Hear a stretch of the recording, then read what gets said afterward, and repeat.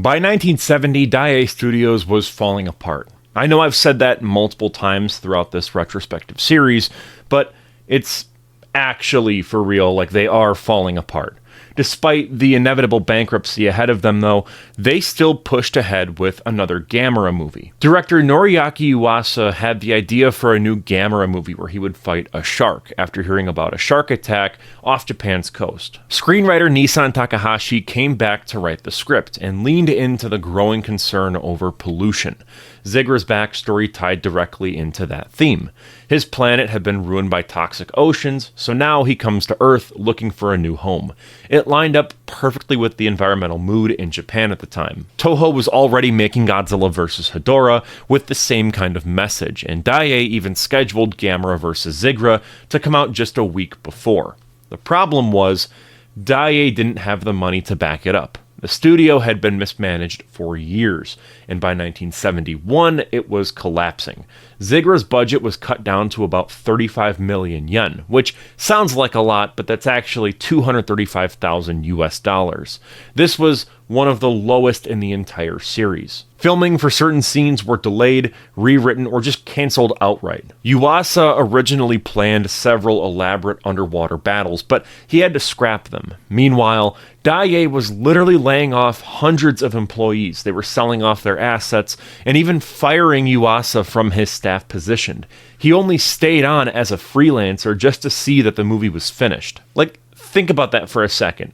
He's literally working his ass off for the love of the game to get this movie done. Regardless of the quality, you gotta respect that. Through thick and thin, Noriaki Yuasa has just been the MVP of all the Gamera movies. He had to deal with so much crap from Daiei, all the awful financial decisions that they made. He's still stuck with them. He's still stuck with the character. I mean, he directed every single movie in the Showa era. Like, it's nuts how much dedication and loyalty that man had to the character of Gamera. A lot of people like to talk about Ishiro Honda or even Jun Fukuda. You know, they were behind a lot of the Godzilla Showa era movies, even Yoshimitsu Banno. But not enough people praise or even talk about Noriaki Yuasa. Like, seriously, this dude is a production beast. I don't know, I just want to take some time here to just praise that man for the hard work, knowing the shit he had to go through for well over a decade. Getting back to Gamera vs. Zigra specifically, the casting was really strange. Kids were still the center of the story, and this one followed a Japanese boy named Kenichi and an American girl named Helen. They did this to keep that international angle alive, but the villain is really where things get weird. She was played by Eiko Yanami. She was an actress who was known for starring in very sexually explicit and erotic thrillers, who spends most of this movie, a kid's movie, running around SeaWorld in a bikini. It's a pretty blatant attempt to lure in dads who had to take their kids to the theater, but it's just so bizarre. Like, I don't know, man, it'd be like if some random OnlyFans girl was all of a sudden in, like, Incredibles 3. It's like, what are we doing? Speaking of SeaWorld, it actually became the backbone of the entire movie, and it's pretty interesting how that happened. The aquarium had just opened in 1970, and Daiei, of course, being the cheapskates that they are, leaned on it as a cost-saving measure. Instead of building new sets, they shot on location, showing off dolphin shows and exhibit halls. The deal came with one catch. The park couldn't be destroyed, much like how the expo in Gamera vs. Jiger also couldn't be destroyed, so that meant no city smashing and no major landmarks going down. Tonally, the movie leans all the way into childlike silliness. Gamera rescues kids, lectures humanity about pollution, and humiliates Zigra by playing the Gamera march on his back like a xylophone. Zigra is one of the weirder villains, and we'll get more into him, but he actually talks. It's through the means of telepathy, but it's one of the few kaiju that actually speaks, I guess you could say Japanese, but it would be English in the dub, whichever you pick.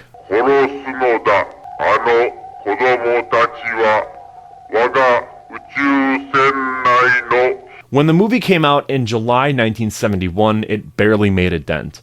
Critics dismissed it, box office was weak, and American distributors didn't even bother picking it up. Within weeks, Daiei officially declared bankruptcy. I declare Bankruptcy! They had already started planning the next Gamera movie. It was supposed to feature a two-headed monster. Ironic because, Hedorah is a three-headed monster, and Gamera has always kind of played second fiddle to Godzilla. However, that movie was scrapped. The studio's collapse killed it before it even reached the script stage. So, Gamera vs. Zigra ended up being the last gasp of the original Daiei era. It's a strange mix of environmental allegory, children's adventure, and studio desperation, wrapped up in the same financial crisis that finally shut the lights off for good.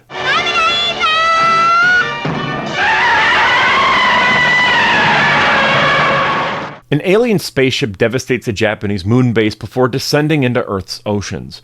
Inside, the invaders, Zigrans, reveal their plan to conquer humanity and use Earth's oceans as their own.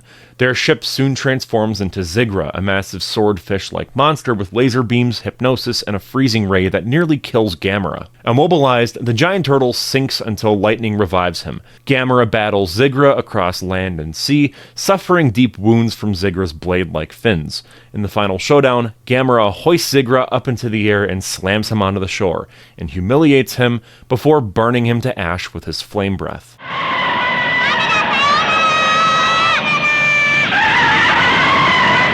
Gamera vs. Zigra is a really weird movie. It tries to hang everything on this environmental message, which makes sense given the early 1970s in Japan, and on paper it mirrors Godzilla vs. Hedorah, which came out that same year, but even mentioning Zigra in the same sentence as Hedorah feels wrong. In case you don't know, Godzilla vs. Hedorah is one of my all-time favorite movies ever. In that movie, Hedorah actually represents pollution in a way that's grotesque and meaningful, just like how Godzilla in 1954 embodied nuclear devastation. Zigra, on the other hand, is an alien shark who complains about pollution while trying to conquer Earth. Instead of actually showing us anything powerful or creative, the film has Woman X spouting lines about how pollution is bad.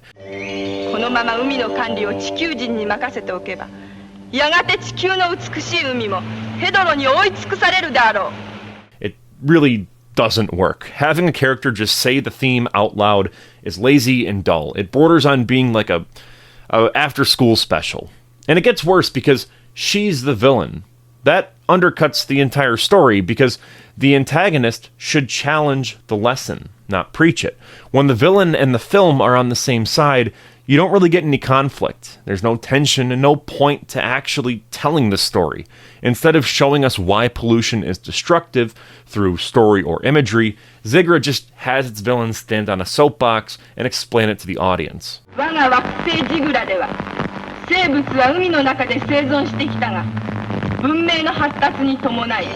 The setting makes things even stranger. Like Destroy All Monsters, this film places itself in the future, complete with a moon base.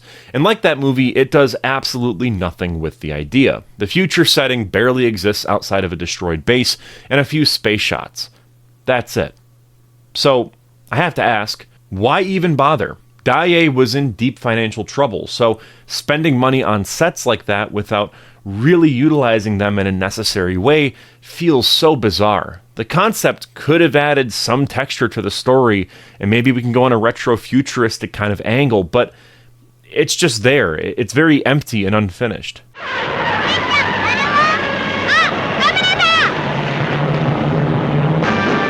At one point in the movie, I almost had a heart attack, not because I'm fat, but because Woman X declares, "Creatures of the Earth, rise!" And I was fully expecting the movie to dive into a stock footage montage where we just see Gamera fight every other monster from every other prior movie.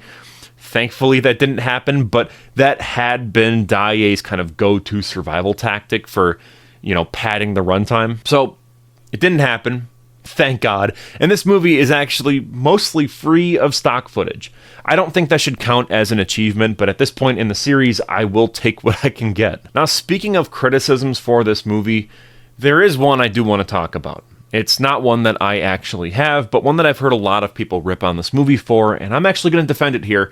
It doesn't deserve it. That would be the inclusion of SeaWorld. It is one of the most criticized parts of the movie, with letterboxd reviews mocking how an environmentalist story spends so much time glorifying an amusement park that's built on animal cruelty and captivity. You will see that take a lot Way more than you probably should. And I kind of get it at first, like I'm not a SeaWorld fan by any means.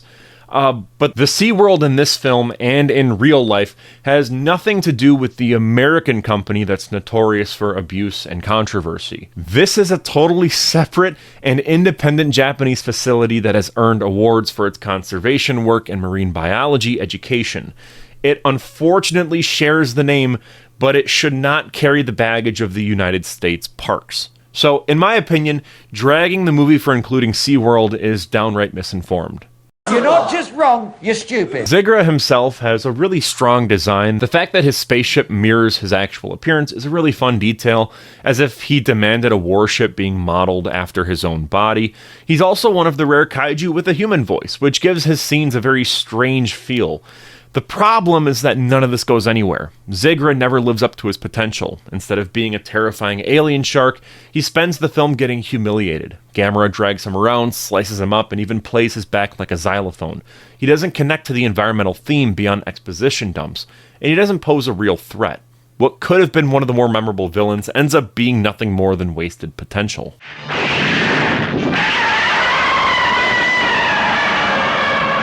And for a kids' movie, Gamera vs. Zigra is weirdly horny.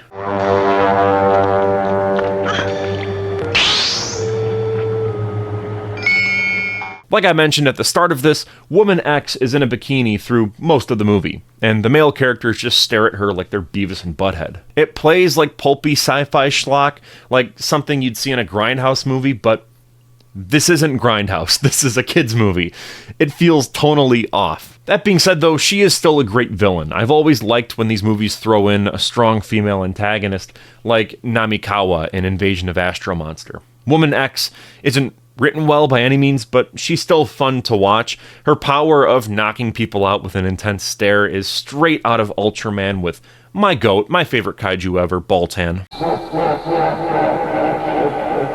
The human story here is fine, it's not memorable, but it isn't painful either. The best parts are when Woman X is stalking the kids like she's the Terminator, but she actually can't finish the job. She paralyzes adults with ease, yet when it comes to two small little kids, she ends up fumbling around and knocking over furniture while they escape in slapstick chase scenes. These scenes are cute and endearing, but being a 22-year-old man watching this after a long day of working my day job just makes me wonder where I went wrong in my life. By the end, it's clear the movie is running on fumes. The formula is worn out, the Gamera suit looks pretty rough, the story is predictable, and you can see the ending coming from the start. That's the problem with late-period Gamera. Godzilla movies of the same era kept experimenting with tone, swinging from psychedelic horror to slapstick comedy to bleak social commentary.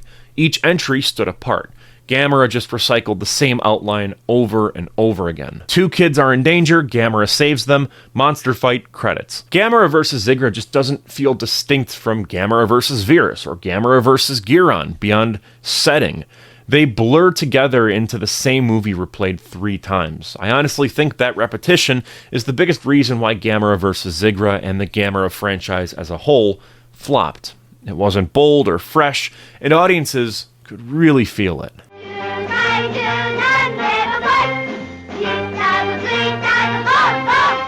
10 years later. By 1980, Daiei Film was barely alive. They were once a powerhouse with classics like Rashomon and the Gamera series, but the studio had collapsed in 1971 from reckless spending. Tokuma Shoten revived it, but the new Daiei was a shadow of its old self.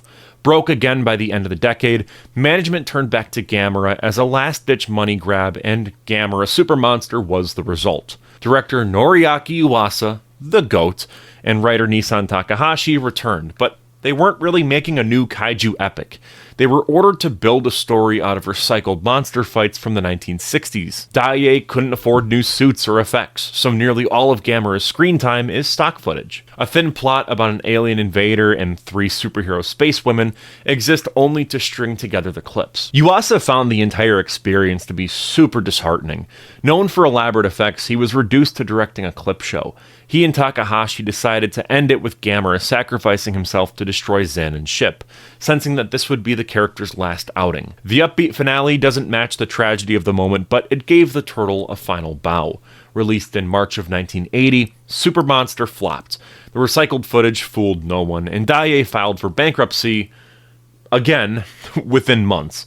Gamera vanished for 15 years, with this movie serving as a farewell stitched together from old memories, marking the end of Gamera's first life on screen. This is Gamera Super Monster. As the alien warship Xanon sets its sights on Earth with plans for annihilation, humanity faces certain doom. The planet's superhero protectors, known as the Space Women, find themselves powerless against the vessel, its ruthless commander, and the monsters it commands. Their only chance lies with a young boy who shares a mysterious bond with Gamera. Summoned into battle once more, the giant turtle takes on familiar foes: Gaios, Zigra, Virus, Jiger, Giron, and Barugan, defeating them one by one through the use of relentless stock footage from prior films, thus saving the world one last time.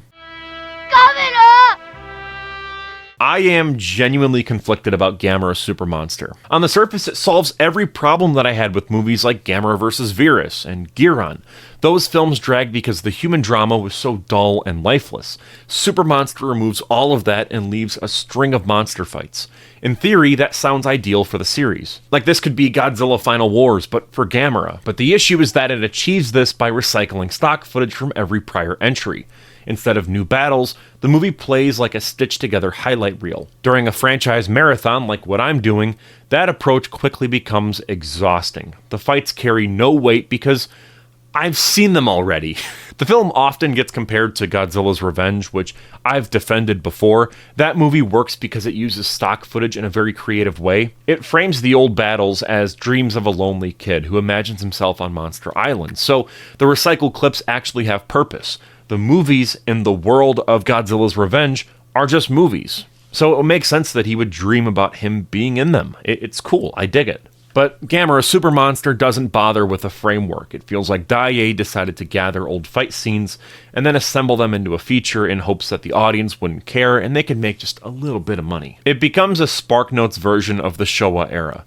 Anyone new to the franchise gets a quick tour of the monsters without sitting through every film. I do think that has some appeal. Like, if you're a longtime fan, maybe skip. I mean, you've probably already seen it if you're a fan. But if you are a new fan, this might be the one to watch if you want to skip through all the Showa movies. Something I just love about this movie, though, is the fact that you can actually watch it and...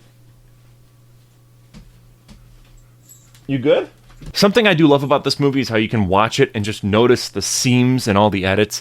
Like, oh yeah, that's a new scene. That's an original scene. This is literally an extended bit from this movie where they just play it outright. It's really fun if you're a dork like me.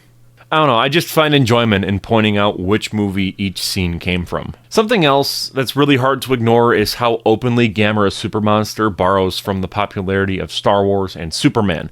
The influence is pretty blatant, and it makes the whole thing feel like a trend-chasing project. It plays out like a hollow imitation of those movies, and while you sit through it, the thought creeps in that watching the movies that it's copying would be a better experience and a better use of your time. What I expect from Gamera is not a space opera, especially a knockoff of one. One sequence almost duplicates the opening shot of A New Hope beat for beat. Seeing a warship glide overhead, framed in nearly the exact same angle, leaves no doubt about what they were trying to pull off. The strangest part is how dated this whole movie feels.